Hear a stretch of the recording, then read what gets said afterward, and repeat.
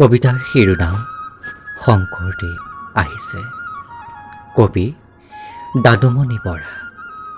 পাঠ ঋতু ভৰালী। খিৰিকীৰ ফাঁকেৰে সোমাই অহা হিমচেঁচা বতাহ জাকে শুই পৰা ৰাতিটোত মোৰ সৰ্প শৰীৰৰ চুই যায় সংগোপনে। হঠাৎ এটা সপোনৰ সৈতে মোৰ কথোপকথন। সপোনত স্বৰ্গৰ অপ্সৰা নহয়, এইবাৰ শংকৰদেৱ আহিছে। তেওঁ মোৰ কাষতে বহিছে। তেওঁৰ সুবাসত এনে লাগিছে যেন এপাহি পাৰিজাতৰ সুগন্ধত মই বৃহৎ প্ৰেমিক হৈ পৰিম। তেওঁৰ চকু দুটাৰ দুকাষ ক'লা পৰিছে। কিবা যেন অসহনীয় চিন্তাই তেওঁক জ্বলাই মাৰিছে।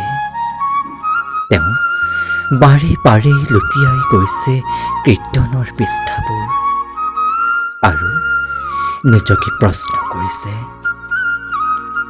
ক'ত ভুল হ'ল মোৰ? তেওঁ বাৰে বাৰে আওৰাইছে দুই ডাবৰ গীত।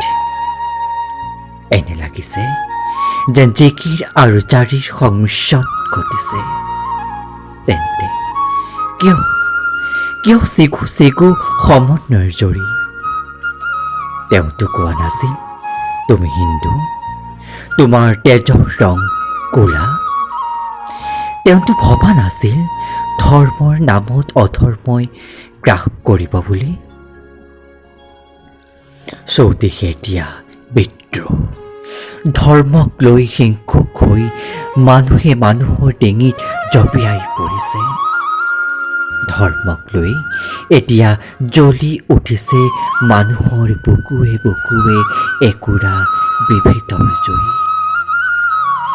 যিদিনা ৰুদ্ধ হ'ব মানুহৰ ওঠৰ ভাষা, যিদিনা বেহুৰা হ'ব নামঘৰত দবা কাঁহৰ শব্দ, ধূপৰ সলনি বিয়পি পৰিব কেঁচা তেজৰ গোন্ধ, যিদিনা মানৱতাৰ নামত একো নাথাকিব, সিদিনা মোৰ সপোনত নহয়, বোধ হয় তেওঁ যেন আপোনাৰ বাস্তৱ